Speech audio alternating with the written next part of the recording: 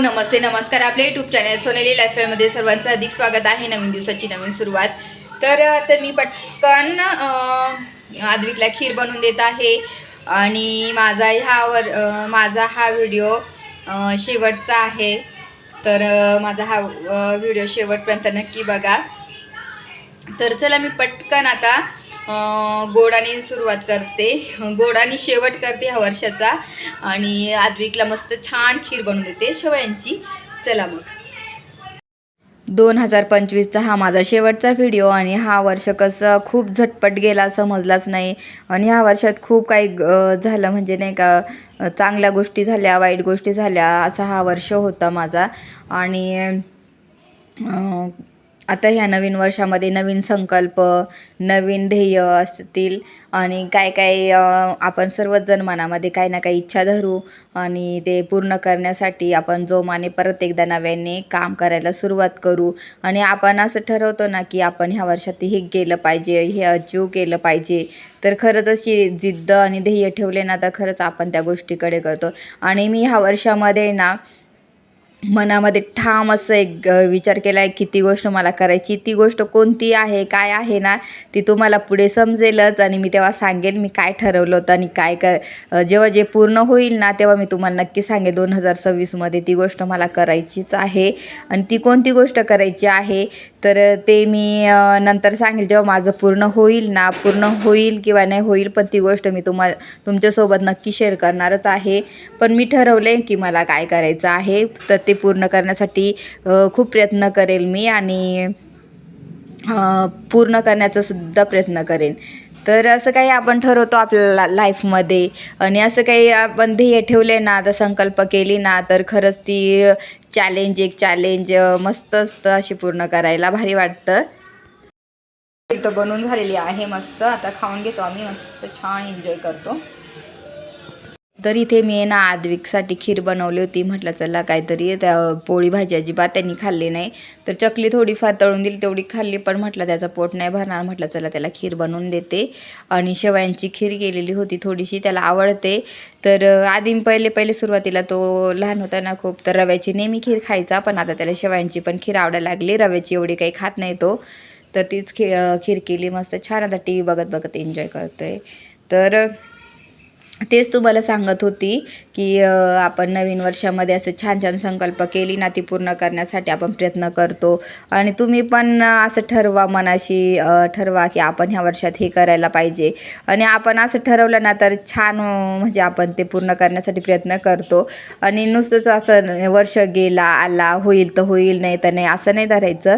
पण आपण काय करू शकतो, संकल्प करून त्या गोष्टी पूर्ण करू किंवा मनामध्ये एक जिद्द ठेवू की आपल्याला ह्या वर्षात हे मिळवायचं आहे, हे करायचं आहे. तर खरंच आपण त्या गोष्टीकडे धाव घेतो आणि जिद्दीने काम करतो. आणि मला पण हेच करायचं आहे.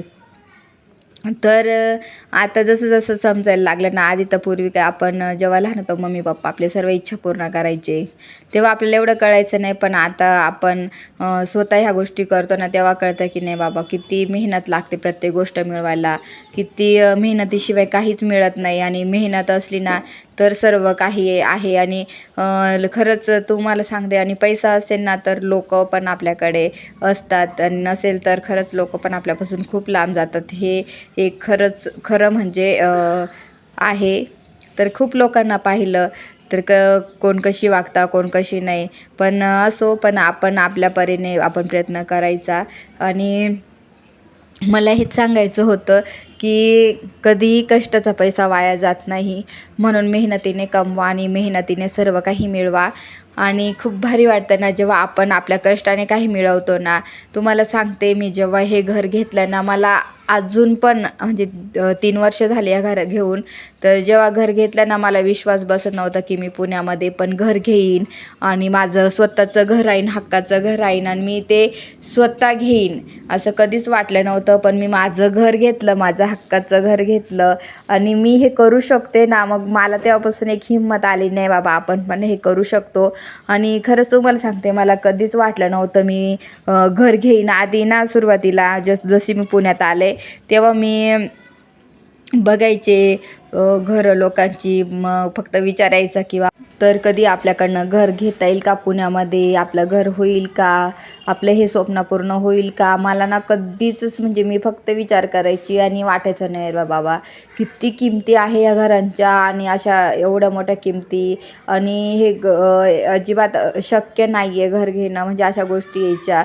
पण जेव्हा घर घेतलं ना तेव्हा तर उमेशचा नेमकीच ॲक्सिडेंट झालेला होता. त्या काळामध्ये मी हे घर घेतलं होतं, म्हणजे तेव्हा त्यांचं जॉब म्हणजे सर्व बंद होतं, घरीच होते. मी एकटीचं माझं पगारावर घर चालायचं, आणि तेव्हा फार कमी होतं त्यावेळेस जेव्हा घर घेतलं तेव्हा.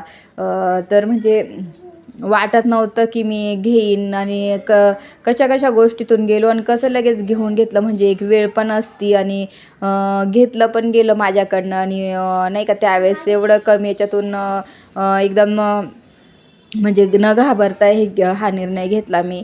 आणि आज शेवटी फायनली घर घेतलं, आणि आता फक्त त्याचे हप्ते वगैरे थोडं असं ह्या गोष्टी असतात, पण मग ते आपण पूर्ण करण्यासाठी प्रयत्न केला तर होतं सर्व काही.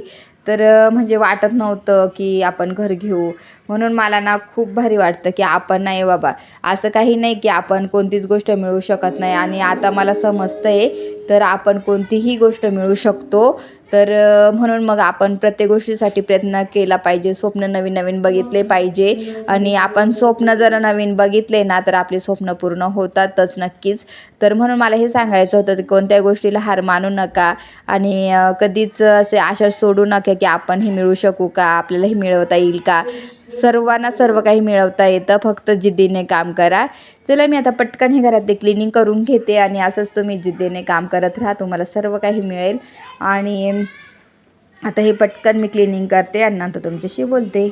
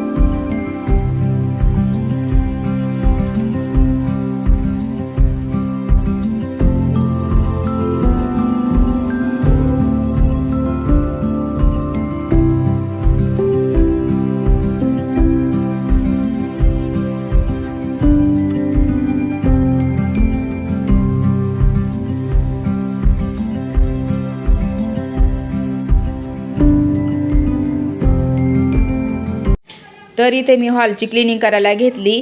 तर बाकीचं तर झालं आहे, आणि मग लादी पुसलेली होती, फक्त मग हे झटकून मुलं काही ना काही खात राहतात ना, कार्पेट वगैरे झटकून घेतलं.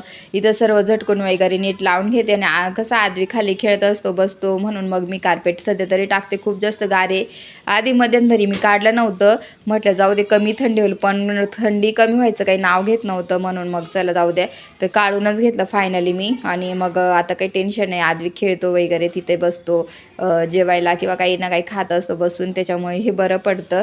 तरी ते मी पटकन आता आवरून घेते हे. आणि त्या मला कधीचा हा टेंट हाऊसमध्ये ठेवून देऊ आद्विकचं इतकं हट्ट की नाही मला पाहिजे, त्याच्यामुळं टेंट हाऊस पण काढला नाही मी, तर तसंच ठेवलेलं आहे ते. तर इथं पटकन झाडझूड करून घेते, कपडे वगैरे सर्व इतके होते ना आज जास्तीचे, त्याच्यामुळं आल्या मशीन लावले, ते बरं झालं. 2 दिवसाची तशीच कपडे होते, आणि खूप जास्तीचे आता सध्या तरी कपडे निघत आहे. मुलांचे कपडे घरी आहे ना, त्याच्यामुळे डबल कपडे निघत आहे. मुलं ना चेंज करत राहतात मध्ये मध्ये, बाहेर खेळले का मग खराब झाले का चेंज करणं, मग त्याच्यामुळे खूप जास्तीचे कपडे.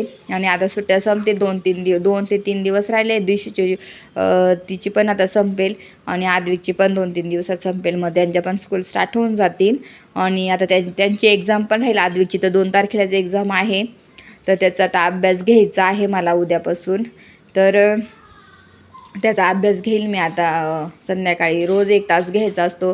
त्याचं चालूच असतं. आणि इथे मग हा कार्पेट टाकून देते.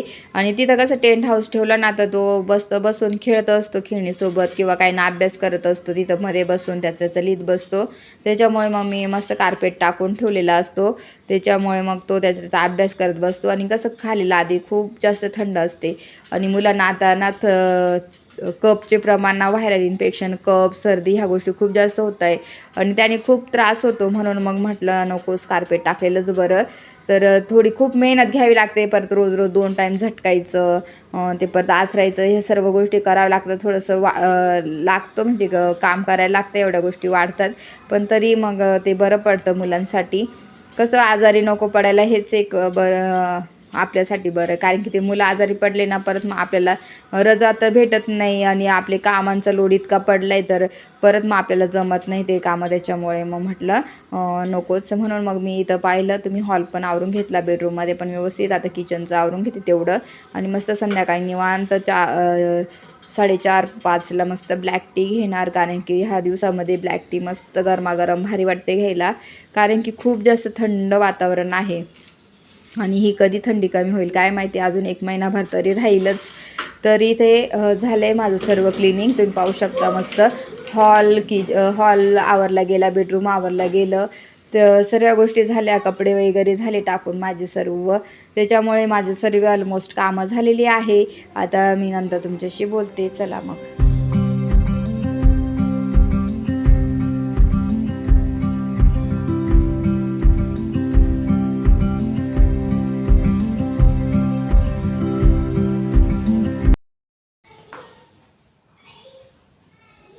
तर जस्ट आता झाली माझी सर्व कामं वगैरे. म्हटलं चला आता बोलूया थोडंसं तुमच्यासोबत. तर 2000 मी आता चेंज केलं. इतकं गार लागतंय ना त्या टी शर्टमध्ये खूप जास्त गार होतं म्हणून मी चेंज केलं. मग 2025 मध्ये चांगले वाईट अनुभव आलेले आहेत बरेचसे. चांगली गोष्ट अशी झालेली आहे की आधीचं ॲडमिशन झालं सेंट जोसेफ स्कूलला. ही खूप चांगली गोष्ट झाली होती. म्हणजे मला तेव्हा ना वाटलं नव्हतं त्याचं ॲडमिशनचं होईल. त्याचं स्कूलचं झालं, त्याचं टेन्शन गेलं माझं. तर त्याच्यामुळे मला ती खूप जास्त चांगलं वाटलं.